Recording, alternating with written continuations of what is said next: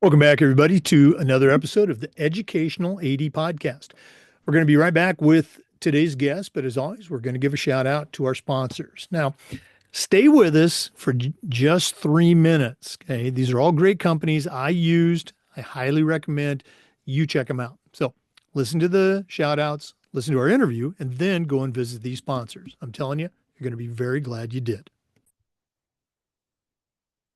We want to say thank you to our good friends at Snap Raise. Have you ever used a fundraiser and spent weeks and weeks on it and then been disappointed in the results? Those days are gone. Go to snapraise.com. It's hands down the best online fundraiser out there. We used it at our school with tremendous success. Our coaches loved it. Our parents loved it because it works. Go to snapraise.com. Check out their other great platforms. But if you're looking for a fundraiser, you just found it. That's snapraise.com. We want to say thank you to Huddle. As a football coach, I used Huddle for years. As an athletic director, I made sure our school was a Huddle school. Our coaches just loved the tools. Our student athletes love the videos, and our parents love the streaming, but there's so much more.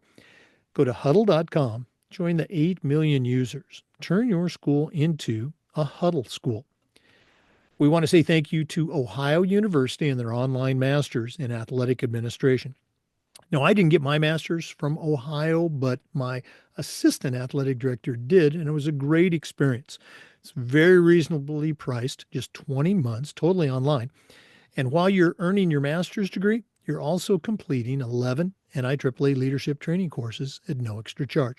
To get started, just go to ohio.edu/info/MAA, the Ohio University Online Masters in Athletic Administration. We'd like to thank Home Campus. You've heard me say before, Home Campus is a platform that you're going to use every single day, whether it's scheduling, rosters, results. Their student athlete eligibility and clearance platform alone is worth the price. To get started, just go to homecampus.com. That's it, homecampus.com. We'd like to thank Sideline Interactive, indoor score tables and video boards. Go to sidelineinteractive.com and schedule a live web demo to see their score tables and their score boards in action. It's probably one of the best purchases I ever made. That's sidelineinteractive.com. Make sure you mention the podcast. We want to say thanks to Hometown Ticketing. Hometown Ticketing is the leading digital ticketing provider to schools and colleges. Whether it's more support, more security, or more customization, go to hometownticketing.com. It's digital ticketing that offers more. We want to say thank you to our friends at Vital Signs Wall of Fame.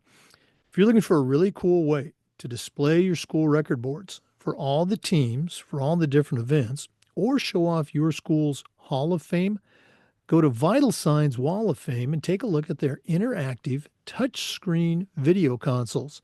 It's also a great way to showcase your school's unique history and brag about your proudest moments. That website is vitalsignswalloffame.com. We want to say thanks to Gipper.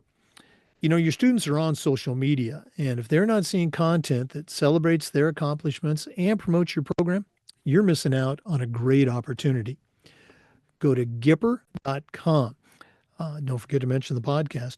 They're used and trusted by over 20,000 high school and college programs across the country. And the Gipper team is going to have you creating world-class content in seconds. Maybe it's a social media post to celebrate a big win. Maybe it's a newsletter that's going to share all the great things your program's doing with your community. You'll find it at Gipper.com. Once again, mention the podcast. It's Gipper.com. And we want to thank Athletic Surveys by LifeTrack. Athletic directors already get feedback, but a lot of times it's from a very small group that just wants to gripe. Athletic surveys will connect you to the complainers so you can hear those concerns, but they're also going to connect you to the 98% of your stakeholders that support your program. And having that information, that data, is incredibly valuable, especially when you're meeting with a frustrated parent, maybe your principal, or even your school board. Go to athleticsurveys.com. They're going to create a custom survey that lets you take the pulse of everybody in your program. That's athleticsurveys.com. Welcome back, everybody, to another segment of the Educational AD Podcast. We're staying right here in Florida today, and we're going to be visiting with Kate Leavell. She has an incredible background in athletics as an athlete, as a coach. Oh, by the way, she's also a Wall Street Journal best-selling author. She's a speaker. I'm going to let her tell more about her own self. But Kate, welcome to the Educational AD Podcast. Hey, awesome. Thank you so much. Very excited to kind of be on here and get to talk sports. Best day ever. Oh, well, we appreciate you taking time to share with our listeners. Speaking of our listeners, we're recording this on December 10th, so it's going to be very timely when you listen to it. Kate, we always like to let our listeners have a chance to get to know our guests. So give us that quick bio, where you were born, where you grew up. Maybe take us up through your own high school and college days, and then we'll take a break. But what's the Kate Leavell origin story? Oh, yes, you got it. Well, originally I was born in Annapolis, Maryland. So that's where I consider myself to be from, grew up there. And that is where I was given my first lacrosse stick in a long family line of lacrosse players. My grandfather was the head of computer science at the Naval Academy. And so, and my dad went to Annapolis High School. He actually played little fun plug here, but he played lacrosse and football with Bill Belichick at Annapolis High School. So kind of cool. But then I guess as I got older, I got married and I went off to all sorts of places. So I've been in Atlanta. I was in Minnesota for a while, enough that my kids are probably considered to be from Minnesota. And back to Atlanta. I was in Colorado where I coached, and now I'm here in Florida. Uh, I played lacrosse at one of the top schools, high schools in the country, and got recruited out to Maryland and ended up getting married really young and going back and finishing school later. So now I always tell my players I'm playing vicariously through you guys, and it's been a lot of fun. But the biggest really turning point for me was as a coach having my personal transformation, and that's kind of like where I was reborn into coaching and realized doing it the way that was modeled for you might not be the right way. And you might need your players to tell you that there's a better way to do it. And that's when John Gordon hopped into my life at an airport, and that's kind of a really cool interaction that led me down a whole new path in life to writing and speaking and getting to really elevate my platform and work with unbelievable organizations. So it's been a really cool journey. Oh, yeah. I want to get into all of that stuff later, but on the lacrosse thing. Now, I grew up high school, college, and most of my early career in Oregon and Washington. And at the time, lacrosse really hadn't made its way to the Pacific Northwest. Came to Florida in 2000 as a coach and an athletic director, and that's where I first was exposed to lacrosse. Long story short, um, they've been playing lacrosse in Maryland and in that part of the country for a long time. And I think when I came to Florida in 2000, um, we would have some, good lacrosse schools or lacrosse teams or lacrosse players. But in let's say, the national recruiting college end of it, the best player in Florida, was probably, and these are my words, third string or fourth string if they were up in Maryland. You lived that and did it as a player, as a coach in both sections. So has that gap closed at all? Are Florida high school lacrosse players, are they among the better players, or can they be among the better players? Does that make sense? It absolutely does. And, it has been really fun to watch and actually kind of funny because the first time I lived in Atlanta, I got out my lacrosse stick and was just passing the ball around out in the street in my neighborhood. And someone pulled up and said, "What are you doing with your fishing net?" And they'd never seen it before. And that was 2005. And then I moved away, and then I came back to Atlanta in 2014-ish, somewhere around there. And when I came back, Milton High School was in the top 10 in the country for women's lacrosse. And so they went from fishing nets to competing with the top schools in Maryland. And so that'll tell you a little something about how fast lacrosse has grown. And I got to be in Minnesota during the biggest growth. We were actually shouted out in Lacrosse Magazine for being the fastest growing program out in Lakeville, Minnesota, when I was there. And it was really incredible. All these hockey kids that were like, man, hockey's saturated. You know, what do we do? We don't have to pay for ice time. This is amazing. Then they found out about the dome time. So, but it was, it was just really cool. And these players are fantastic. My daughter transferred here and for her senior year, which was during COVID. Everyone was shut down, and IMG Academy was still up and going and playing lacrosse. So she said, "It's my senior year. Let's go." So that's how I ended up actually down here. And really, just the caliber has gotten incredible. Now, I appreciate you sharing those, personal observations, but also it come from your, professional involvement in the sport. I'm not. I know nothing about lacrosse. Okay, football, basketball, track guy, high school and college, but I've watched it, and it seems like the teams that, in both boys and girls lacrosse, the teams that can pass and catch have an incredible advantage over teams that struggle in that area. Is that have I made an accurate observation as a non-lacrosse person? It's so accurate. And as a non-lacrosse person, you've gotten it before the majority of the kids playing get it. And to the point where the extent where every year, to illustrate that the ball moves faster in the air, we would choose the fastest person on the team. And then we would take 5 people and spread them from end line to end line, and they wouldn't have to move. And the person who, one person who was the fastest on the team would pick up the ball and run and try to get the ball to the end line. And the other group would just have to pick up the ball and try to pass it and beat the person running. And 2 things are going to happen in that scenario, right? You can probably guess. One is, if they actually catch it, it's so successful that the person running's barely gotten to the 50. Whereas if they can't catch it, you realize it's faster to run. And you don't want to, as a coach, give the wrong point. So I always just like to flip it and go, well, do they look tired?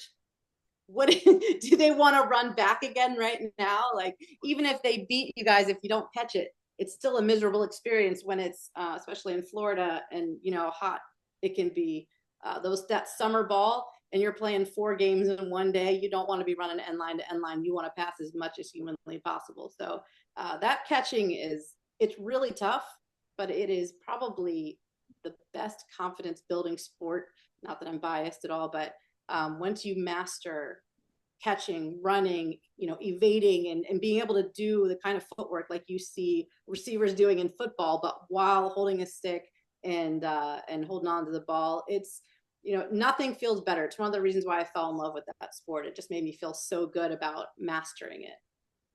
Oh, I think had lacrosse been available when I was in, let's say junior high and high school, I would have been all over that.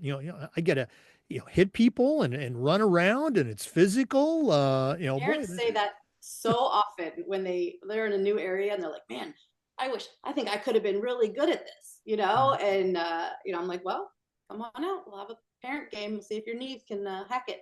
Let's right. No, go. absolutely. Boy, we could go, really deep dive here on lacrosse.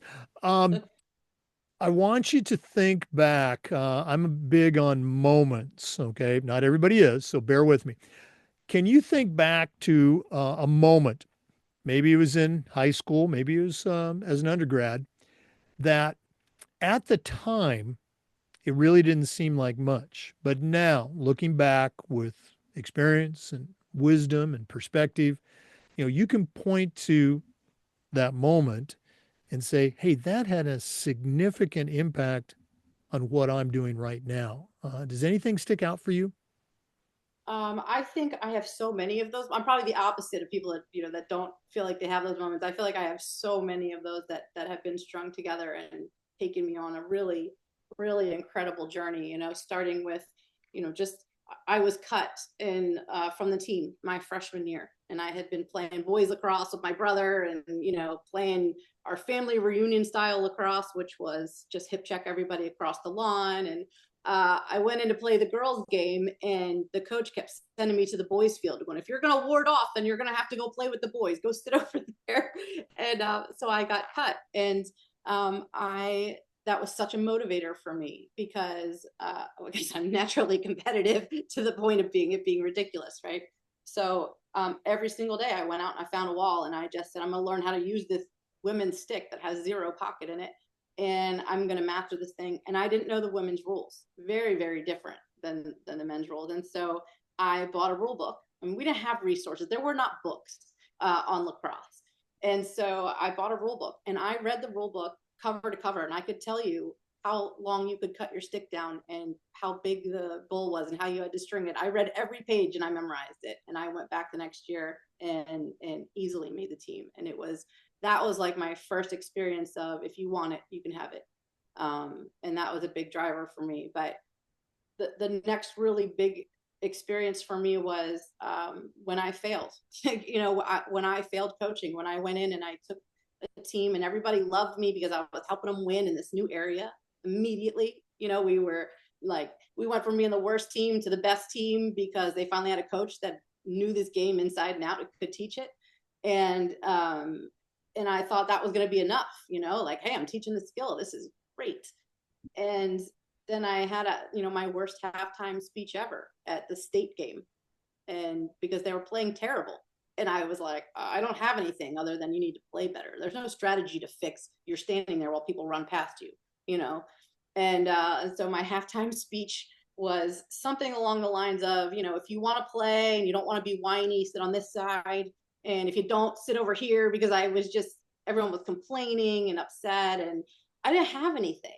This was first time high school coach. I didn't know how to motivate them. And that was such a defining moment for me. And I just said, I never want to be in a position where I don't know how to do my job. And my job here is not to win. My job is to motivate you.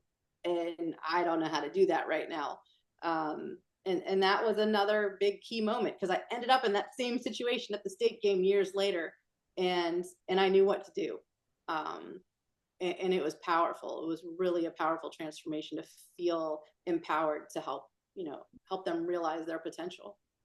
Wow. What a great story. Thanks so much for sharing. That's why we do this podcast, so we can hear those types of stories.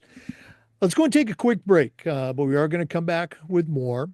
Our guest today is Kate Leavell. She's an athlete, she's a coach, she's a best-selling author. We're going to hear about all of that and more. So please stay with us. This is the Educational AD Podcast. We want to say thanks to Snap Raise for their support of the podcast. Have you ever spent weeks and weeks with a fundraiser and then been disappointed in the results? Well, those days are gone. Go to snapraise.com. It's hands down the best online fundraiser out there. We used it at our school with great success. Our coaches loved it. Our parents loved it because it works. Go to snapraise.com. You can check out their other great platforms. But if you're looking for a fundraiser, you just found it. Go to snapraise.com. We also want to thank our friends at Huddle. As a football coach, I used Huddle for years, but as an athletic director, I made sure that our school was a Huddle school. And our coaches just loved the tools that Huddle provided. Our kids loved the videos, our parents loved the streaming, but there is so much more. Go to huddle.com, join the 8 million users, and turn your school into a Huddle school.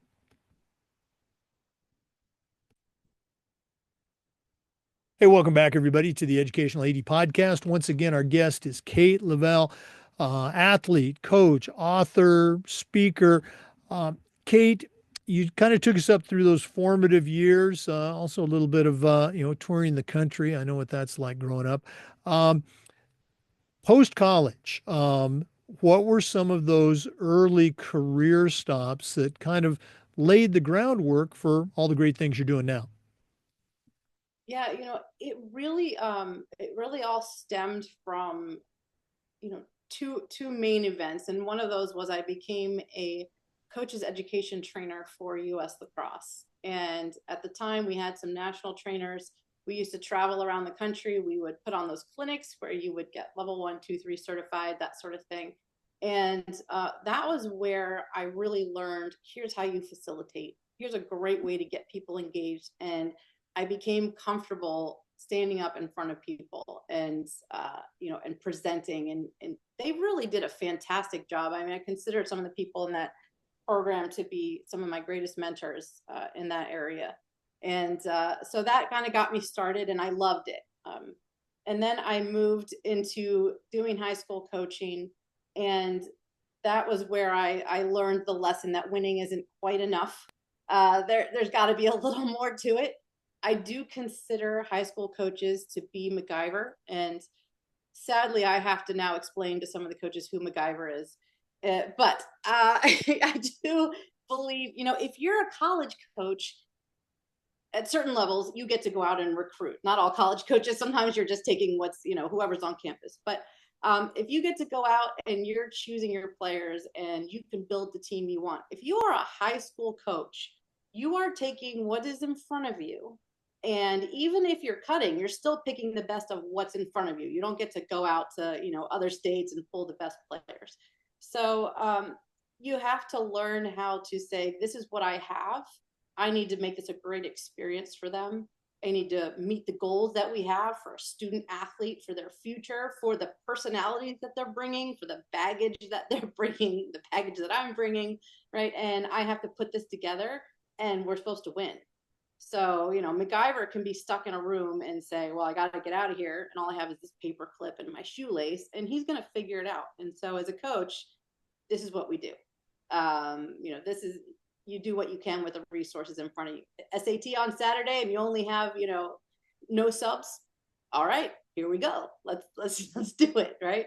And so that was a really valuable lesson for me when I got into high school coaching, because I wasn't ready to accept being MacGyver. I wanted, I wanted to like open a window somewhere and order the supplies I needed and the players I needed. And that doesn't work. It just made too many battles. And so I remember one of my players back in the day when high school players still use Twitter, put out a tweet. Now, I was the fun coach, mind you. I'm very competitive. I'm driven. We practice hard. We played hard. But then I would bring candy and we'd run to the beach and we'd do all the fun stuff. So I thought, well, I'm the fun coach. And so I was kind of surprised when my player tweeted out that Coach Kate is a life ruiner. And I wrote a blog post about this because I was like, it was so devastating, because whether you're doing a good job or not, every coach wants to, wants to be liked by their players, wants to do good for their players. And it was a gut punch. But it was a good one because, I'm sure you can, kind of relate as a coach that sometimes your players' opinion of you and what they tell you their opinion of you are completely different. How are you? I'm fine. And then you get a call from the athletic director because the parents called and they came home crying. And you just asked them how they were and they said they were fine. There's this separation there. And so there was a lot of learning that I had to do, that the perception and my consistency and the way that I was doing culture and the old school, leave your problems outside of practice and just come here and focus, removing all human emotion and drama and all that.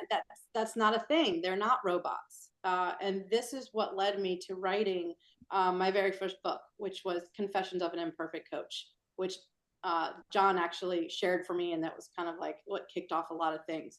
But really the idea behind it was, I was at a school where winning was no longer creating the culture that we wanted. It was still falling apart, even though we were winning, until the culture became the reason we stopped winning. And that's when you pay attention, right? You're like, you can't even win with the skill. Even if you have the best players, that's when your culture's taking a turn. And so I moved, I took over a new team, and I said, I'm either going to step down or I'm going to figure this out, because I do not want any other players to leave and not feel like this is the most amazing experience they've ever had. And so I said, I'm going to run experiments on my team. I'm not going to tell them. I'm going to put their experience first. And as a competitive person, this was the hardest thing to do because I just assumed we're not going to win. Like if I tell them, okay, we're not going to have extra practices every Saturday. And if you have an SAT and you didn't schedule it on another date, you know what? You're going to do it. And it is what it is. I'm going to be MacGyver and we're going to have the best practice we can with the people who show up. And I'm going to let go. I'm not going to put my identity with the scoreboard. I am going to make this an amazing experience, period. I'm still going to teach, I'm still going to coach, but that's going to come first. And I thought we're going to have a lot of fun, but we're probably going to lose. That was not the case. I ended up writing about the season as it happened. So the book is kind of like my journal entries, but I didn't know what was going to happen. So you get to experience it with me. And I'm talking about how I think we're going to lose. And we went out the first game and we lost in triple overtime. And halfway through the season, I realized we haven't lost. We haven't lost since then. We went the entire season undefeated. The first time I had ever said, I'm not going to focus on winning. I'm going to focus on the experience. Undefeated the entire season.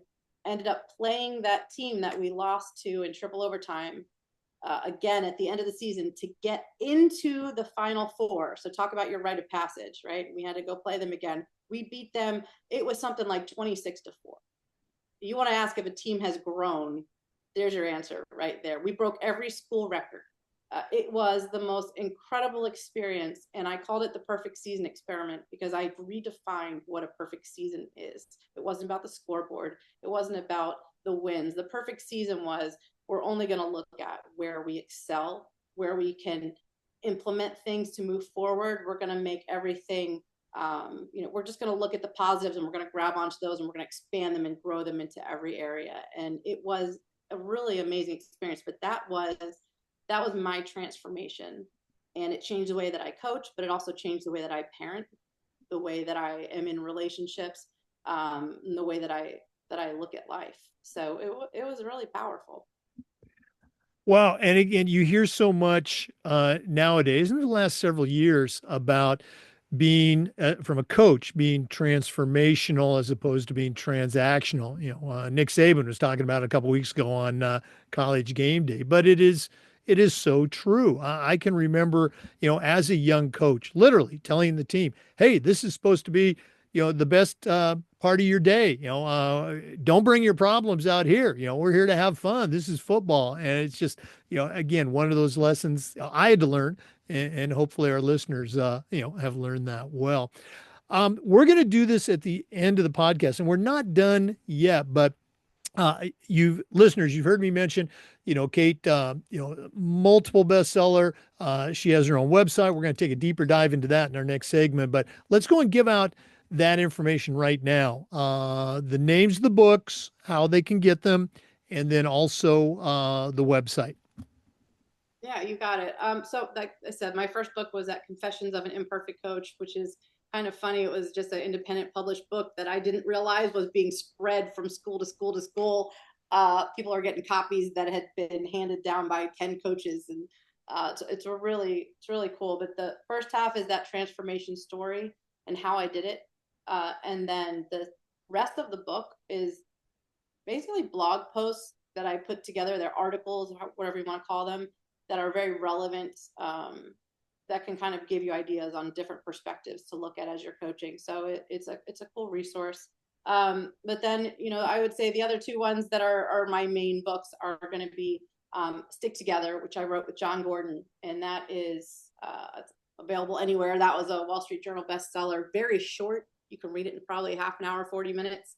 And it's a fable. It's something that you can read to your kids' team. You can, huge businesses are using it for their leadership groups. And it's the 7 principles to build a stronger team. And then Superpower is my most recent book. And that is another fable. And this one is really all about embracing perspective and self-belief and how powerful that is. And realizing that where we add value is actually where we're different, right? So we come together where we relate. Hey, you guys like to play basketball? Cool, let's meet on the court. That brought us together. It doesn't make us a team. But we don't add value because we like to play basketball. Everybody there likes to play basketball. You could replace me with someone else that likes to play, but I add value where I am different than everyone on this team. My experiences, my story, my personality, my different skills, where I like to be on the court, any of those things. So celebrating the word inimitable. So if you like new words, inimitable, I wanted on the title. The publisher said, no, it's too hard. But I'm going to just tell you what it is, because I think this is such a great, it's my favorite word. So it means to be so unique, so good, so unusual that you are impossible to copy. And it is just this idea of someone says, oh, you don't fit in here, or you're not like the rest of us, or you can't do that. Somebody else did it and they're better than you. Oh, I'm not like you. Thank you. It's a compliment. It is a compliment to be something that is so great that no one else could ever be it. Very So cool. And they, the website. So the website is, the website's kateleavell.com. Nice and easy. What were there more questions? I can't remember them all. No. I'm scribbling all this down as you talk. No, you're doing great. We're going to take a quick break, but we are going to come back with more. As we mentioned, Kate's a speaker. She works with, organizations, teams. She's going to talk about some of the services that she can provide to your program. So please stay with us. We're coming back with more. This is the Educational AD Podcast.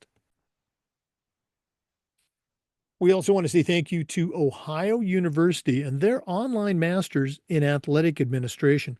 Now, I didn't get my master's from Ohio University, but my assistant athletic director did, along with thousands of others. And it was a great experience. It's very affordable, just 20 months, totally online. And while you're earning your master's degree, you're also completing 11 NIAAA leadership training courses at no extra charge. To find out more, just go to ohio.edu/info/MAA, the Ohio University Online Masters in Athletic Administration. We'd like to say thank you to Home Campus. Home Campus is a platform that you're going to use every single day, whether it's scheduling, rosters, results, communication. Their athletic eligibility and clearance platform alone is worth the price. To get more information, just go to homecampus.com. That's it, homecampus.com. And we'd like to thank Sideline Interactive, indoor score tables and video boards.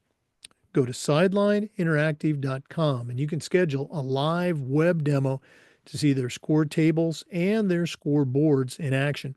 It's probably one of the best purchases I ever made as an athletic director. Go to sidelineinteractive.com. Schedule that live web demo today. Hey, welcome back, everybody, to the Educational AD Podcast. One more time, our guest is Kate Leavell. She's a coach, she's an author, she's a speaker. Tremendous resource for you as a leader in athletics. Kate, you mentioned the website, kateleavell.com.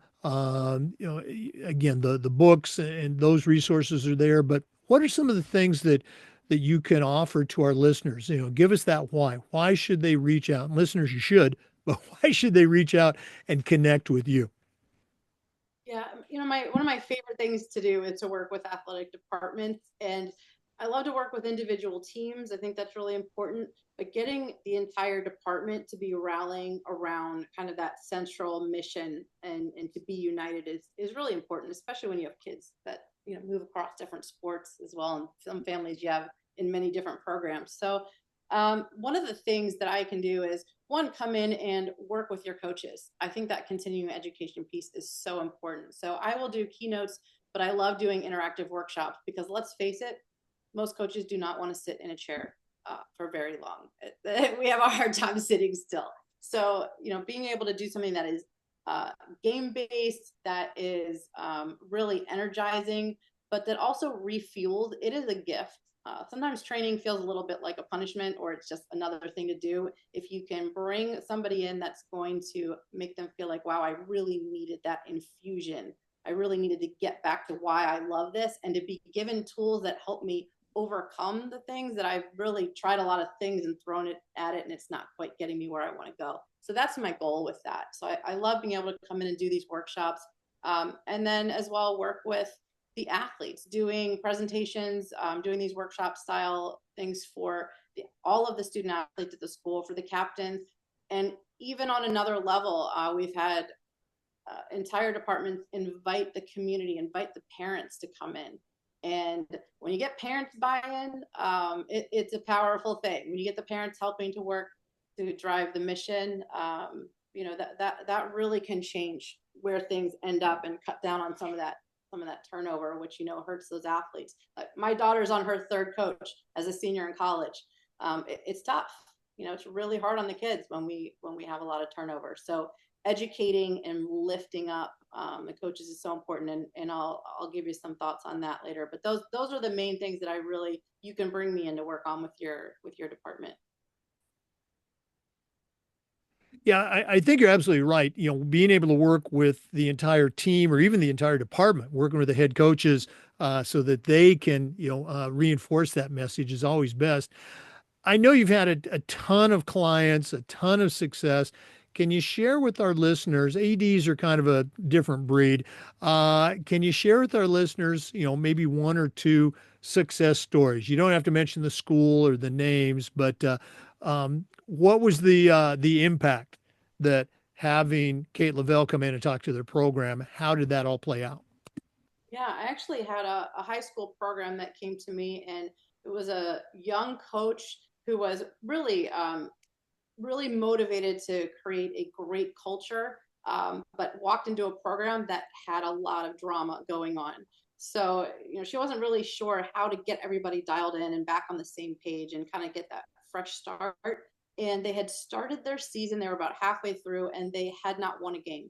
And so she's feeling the pressure to get the wins going on. The players are getting upset. Hey, we have a new coach. We can't even win. They had graduated a lot of people the year before, and there's all this drama going on. So she wanted me to come in, and they actually did a fundraiser and brought me up in person. She said, I want to do this all the way. We're going to do it right. Come out in person and work with us. And so I did. And we had a lot of fun, but we also had some really good breakdown walls, figure out what we want out of this kind of experience. And they had their next game that night. So I was like, all right, guys, good luck. Go get them.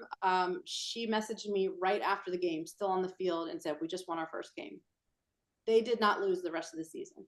They ended up finishing in the playoffs. They'd never been to the playoffs before. And, not that I'm indicating that I caused all of that, but the idea here is when you fix culture and people play and fight for each other instead of against each other, you are a force, and nothing's going to stop you. And that's the kind of impact that sometimes you need to bring an outside voice in to be able to objectively look and just redirect, reframe, and re-energize and restart. And that is a really incredible experience. And to see the change right in front of you is really neat. It's fun for me to be able to just go around and keep watching all these transformations. I get the fun part. Then the coach has got to do all the work to maintain it. But it is that's one of the reasons why I just love going and working with these teams. Oh, no, absolutely. I do quite a bit of speaking myself, usually with coaches groups, but also with parent groups. And you mentioned parents. Can you share an experience that you had of delivering the message to a parent group, and maybe what was some of the feedback you got? Yeah, parent groups are really powerful. They in one way or another. And I always say that if you pull it up a curtain and say, parents, I don't want you to now remember, I have three kids. All right. So all three of them played heavy in sports and then went and played in college. So I've been through this from all sides, player, parent, and a coach.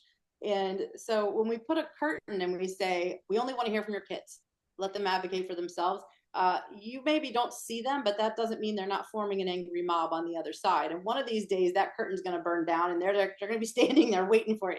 So it's so important that we communicate and we involve our parents in the process. So this was less of working with a group, because I think we've had some really powerful success with entire parent groups and getting everyone dialed in. But just on the importance of having that communication with a parent. As a coach, I had a parent that reached out to me and was very upset, wanted to pull her child from the program or have me fired. I don't know, either one. And, I was kind of dreading the conversation, but I very much liked her her daughter that was playing on the team. But in her mind, I didn't like her kid. And so as soon as she realized that my goals were the same as her goals, that I wanted the same things for her daughter that she did, but I needed X, Y, and Z to enable her, empower her to move forward. Once she realized all of the things that I was doing that was without of her eyesight to help her daughter, she was all in.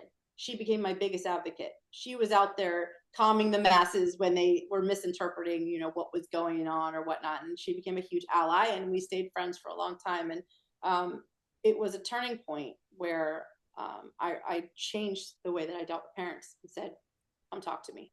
I would rather you know what I'm doing and not like it than make up what I'm doing, and now I'm defending, an invisible enemy that's going on." And it's been, there's always one that you can't. There's nothing you can do about.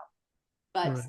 But I'd rather have one and have the rest of them calming that person down than have that mob that's growing behind the curtain. So I think that parent involvement, and what I used to call it was meet in the middle. You have a triangle, and you've got your parent, your player, and your coach, and you have all of them list out at the beginning of the season. These are the things that are the most important for us to define this season, this period of time, as a success. What would those be? And then you take the ones that align between all three and you put them in the middle of that triangle, and you say, this is what we're doing. All three of us agree these are the most important thing.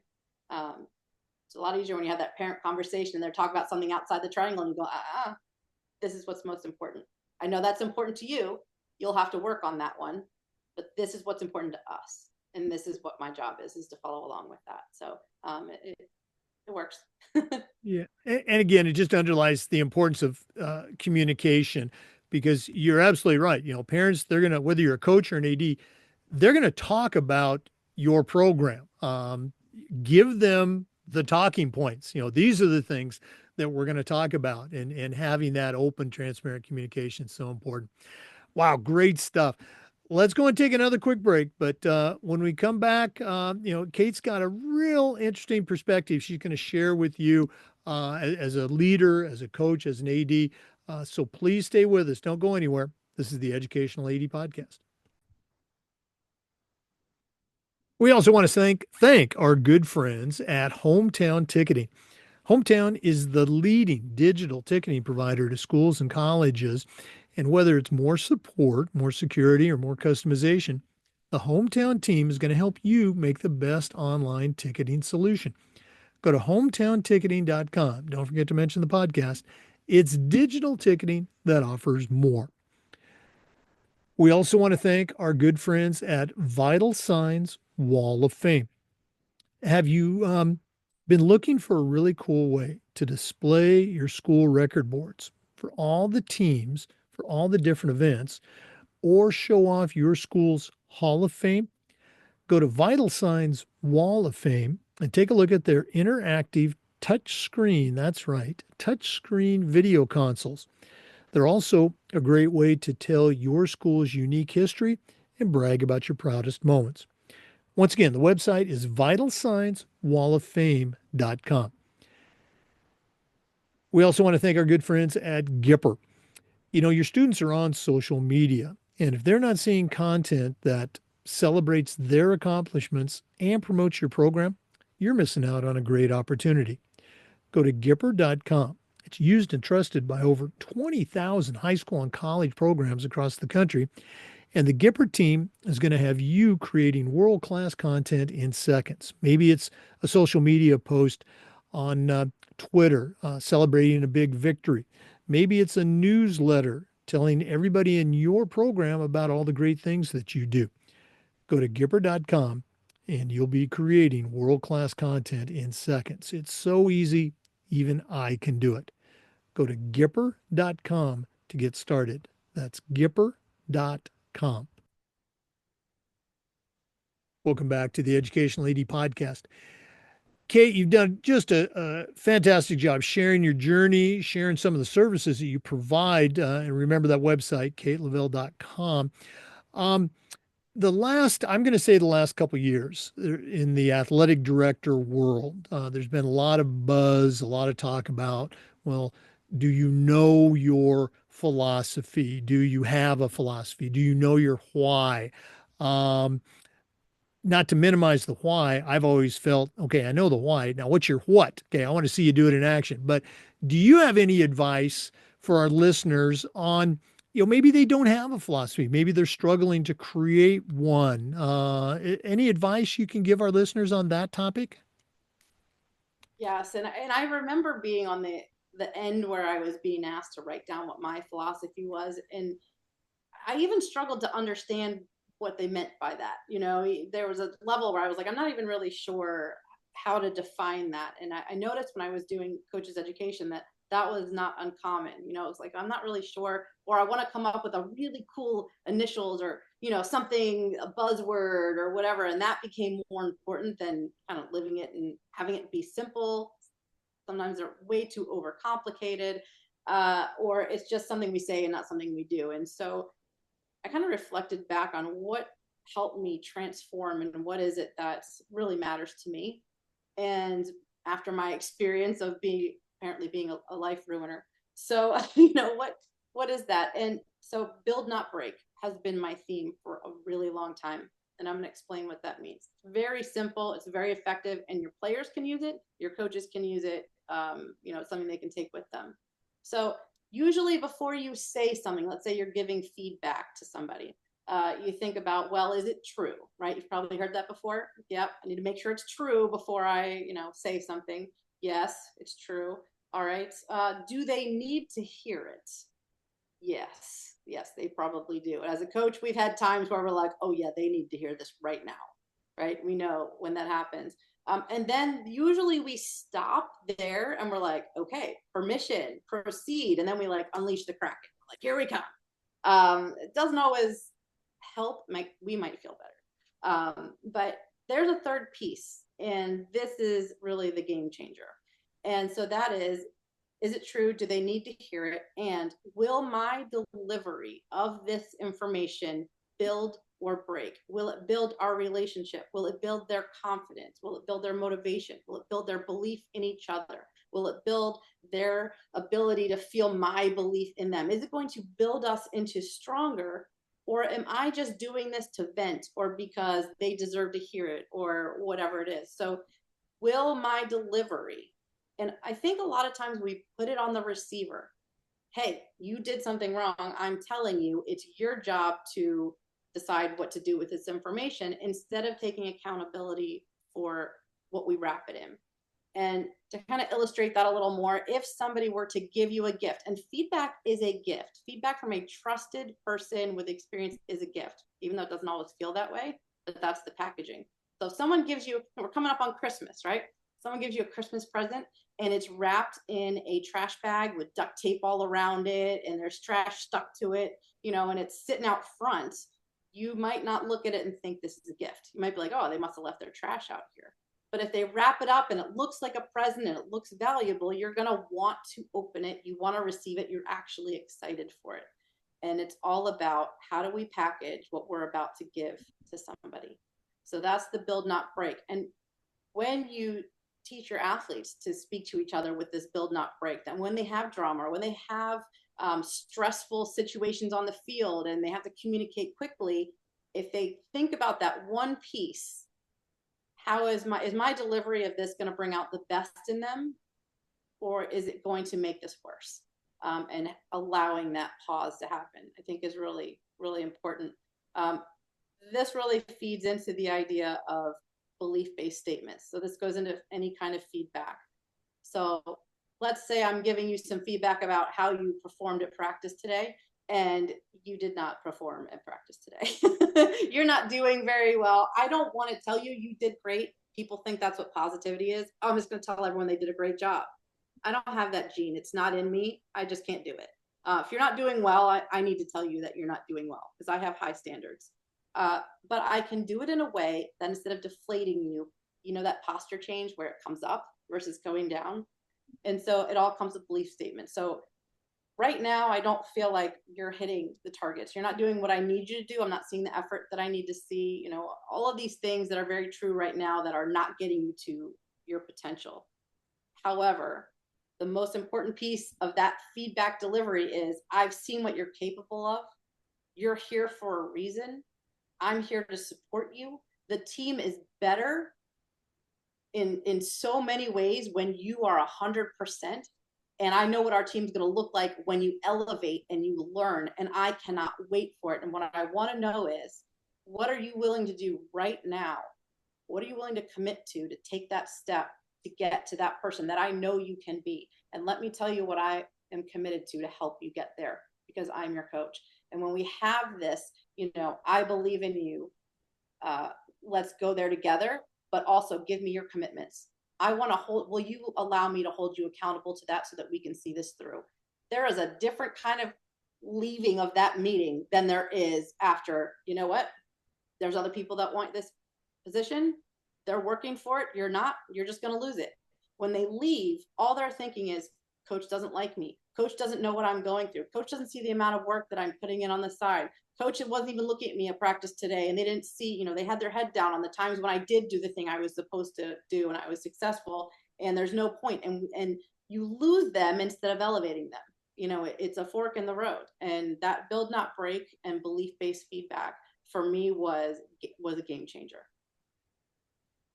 Yeah, and again, it's something that comes up almost every day, in coaching, where you're giving your student athletes feedback, or from an athletic director giving a coach some feedback. And it made me think of on your website. I think you have something featured, about feedback from. Was it from misery to mastery? Am I saying that right? Yeah, yeah, absolutely. Yeah, I mean, it really is. Ask anyone, and it's universal. You can go into a business, you have to give feedback, and you sit down, and if you ask a manager who has to do reviews all day, they don't want to go to work that day. It's a miserable experience to sit there and tell people where they're not measuring up. But you elevate people by helping them see the places where they can improve. So it is part of our job. We're not, as a coach, going to watch someone do it wrong over and over again and be like, well, I don't want them to feel bad about themselves. And if you only give them instruction, this was my original, transformation that I needed to make, was if you only give them instruction, they might learn the skill, but you have built zero connection. And when the time comes down to it, and they're stressed, and there's pressure, and there's finals going on, and you're trying to get into the playoffs, and there's all these other things going, if you do not have the connection, you have empty space, and that is where things collapse. And I believe that connection is what fills that empty space. That is what keeps everything from just crumbling down. And it's so important that we build those connections in every interaction we have. It doesn't have to be a long interaction, but what are you packaging what you are communicating in? Is it something they want to open? Is it something that's going to elevate and build? Or is it, a way to relieve, your stress? Or is it like, this is just the fastest way from point A to point B? Right. Right. And I'm sure I've heard some really amazing speakers and come together, and they talk about just this idea of, how we motivate and how we speak to our players. And I just think that this package is really important, and we need to take a little bit more time in how we deliver. Oh no, absolutely. And again, that was just, I think, a small dose of what sounds like really a master class for coaches and leaders and ADs. And again, we're going to give out all that contact information one more time. Kate, this has just been so cool. Appreciate you spending time with us, but we're not done yet. We always wrap up with the athletic director's toolbox. Now, you're not an athletic director, but I think you know your way around the world of athletics. We're going to take our final break, hear from Athletic Surveys, who sponsor this particular segment. When we come back, I'm going to challenge you to send out a brand new athletic director on their very first job, but I'm only going to let you put 3 items in their toolbox. So let's take that break, and when we come back, we're going to see what Kate Leavell puts into her new athletic director toolbox. We'd like to thank Athletic Surveys for sponsoring the AD Toolbox segment of our podcast. Athletic directors already get feedback, but a lot of times it's from a very small group that just wants to complain. Now, Athletic Surveys is going to connect you to that group because you need to hear their concerns so you can try to address them. But they're also going to connect you to the 98% of your stakeholders that support your program. And having that data is incredibly valuable, especially when you're meeting with a frustrated parent or student athlete, or maybe your principal, or even your school board. Go to athleticsurveys.com. They're going to create a custom survey that lets you take the pulse of everybody in your program. That's athleticsurveys.com. Check them out today.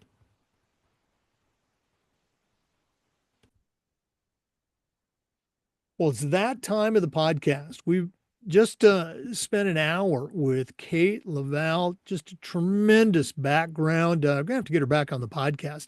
But right now, I'm going to challenge her to send out a brand new athletic director on their first job. But I'm only going to let Kate put 3 items in the toolbox. So, Kate, what 3 items are going to go into your new athletic director toolbox? All right. Well, these are all kind of following a theme because I really believe that the idea of this communication and connection within the department is going to set you up for success because the coaches typically they know their sport when they're coming in. So give you something to kind of keep people together. So number one is change the way you ask questions when you're having your one-on-one meetings. So instead of asking, how is everything? Are you having any issues? Do you need anything? That sort of thing, where you're really, nobody wants to answer that with something that makes them sound incompetent. So they don't really want to tell you the real answer. So you want to give permission from the get-go to say where you're struggling. And it's just expected. I expect you to have an answer to this because we know that we know there's hiccups, right? Unlike the weathermen necessarily maybe don't know, we know there's 100% chance of struggle, conflict, all those things coming when we're coaching. So ask things like, what is your most challenging relational issue you're having with your athletes right now? Talk to me about how that's going. What is something that you're really disappointed about, and how are you approaching that? So we're giving them permission to say, I'm struggling, and then we're coaching, right? Athletic directors are coaching the coaches. Coaches need coaches. So instead of feeling like I'm going to be judged for my answer, I'm feeling like, wow, this person is very invested. And they also understand that this is normal. I'm going to have relational issues with a parent, with an athlete. I'm going to have playing time issues. I'm going to have these struggles that are going on. And it allows me to just relax and be honest. So that would be my toolbox number one. Give your coaches permission to accept where they're struggling and to share it with you. We got one. Good. All right. Number two is most athletic departments have a theme or they have a mission. They write it somewhere. Sometimes you have a different one every year if you have a different theme, like We Before Me or something like that. So instead of just giving the theme and asking everyone and putting it on really cool t-shirts, which is great, and hanging it on the wall, ask your coaches, and then in turn ask your coaches to ask your players, and ask your players to ask their parents, so that this spreads everywhere. What does this mission or this theme mean personally to you? So if it's We Before Me, you could ask them, okay, this is what we're focusing on this year. What does that mean to you? And why does it matter? And have them share that with you. And then ask them, how do you plan to implement this in a way that's really going to keep it front and center all season long, all year long, whatever it is. And so this is now personally connected to them rather than this is just something the school wants us to do, or this is, whatever. So we ask them that, and then ask the players, what does it mean to you? Why is it going to make your experience better? We're really getting people to think, and we're empowering them to be connected. And then we have our plan. Well, what can we do every single practice that's going to put this in the front? And how are we going to catch ourselves? And what's going to be the measuring stick? And we really have this laid out, and then have them ask the parents, hey, what do you think this means? Right? And then you come back, you've got a great discussion topic. So make everything that you put out there, you decided it's important, you made the theme, you're putting it on a t-shirt, they better be talking about it, and they better be living it every single day. Otherwise, it's just a cool t-shirt you're going to look at 20 years later, right? We want to have a memory from that. So that is toolbox number 2, build connections around your themes and missions. All right. Third one, we ready for it? Mm-hmm. Okay. The third one is a little bit unique, and so I challenge you to try it. It's a different way of approaching your meetings. So whether you're meeting with coaches meeting with parents, whatever it is, before you start your meeting and go into what the issues are, talk about what you want to accomplish. So before we get started, what I'd like to know is, in your mind, what would you define this meeting as being successful? Like, what are you trying to go to? Where would you like to be when you leave here? Um, and ask them, or what experience, if you're talking to a parent, what's the experience that would be a success? Graduation, we're walking into the parking lot, you just had your last game, the last whatever, and you look back and go, was it a success? What would that be? And so we have this definition. If you're talking to a coach who's having some issues, you're still asking them, where do you want to be at the end of this meeting? And then you both share. So we're both talking about where we want to be. And then you ask them, what are the roadblocks? Okay. So the things that we came in to talk about that are a problem, we're not talking about them as problems. We're talking about, look, we know where we're going. Let's talk about the roadblocks and let's both discover how we can address those roadblocks. Let's do that right now. And so you have immediately turned a complaint meeting or a difficult meeting into a teamwork meeting, because we're all about teams. We're both together. We're both tackling this. You have taken the line of person and me and said, come over here and let's look at the problem. And now the roadblocks are on the other side of the line. You're sitting next to each other. You're doing a group project and going, how are we going to fix this? And it changes the meeting completely. And if you start every meeting like that, I always said there's always one, but for the most part, you're going to be a lot more productive and you're going to be connected. They have so many studies that show that if you go through a problem with someone, that you are going to be more connected than in anything else. And so to invite someone who's an adversary on your side and say, hey, you want to solve this? Want to make the problem the enemy? Great, let's do it. Their hands are tied here, your hands are tied there. That's okay. We're MacGyver. We got it. So those are my three. Well, again, you probably saw me scribbling those down. I love how they have the common theme of communication, but the phrasing, your first tool about giving them, permission. What a genius idea, and something I don't think we do enough of, and involving the coaches, involving the student athletes in that mission. You might have a great idea, but if nobody's buying in, and you're probably not going to have a successful mission, if you will. And just again, the whole theme, very, very impressive. Kate, can't tell you enough how much I appreciate you sharing with our listeners today. One more time, if one of them wants to reach out, add you to their network, or again, talk about having you either come to their school or put on a virtual program, what's the best way they can get in touch with Kate Leavell? Definitely my website, kateleavell.com. My email is just kate@kateleavell.com. So you can reach out to me there, and you can find me. I'm not on Twitter as much these days because I think everyone's split off in all these different platforms and I can't keep track, but I'm on there, and I'm on Instagram at Coach Leavell.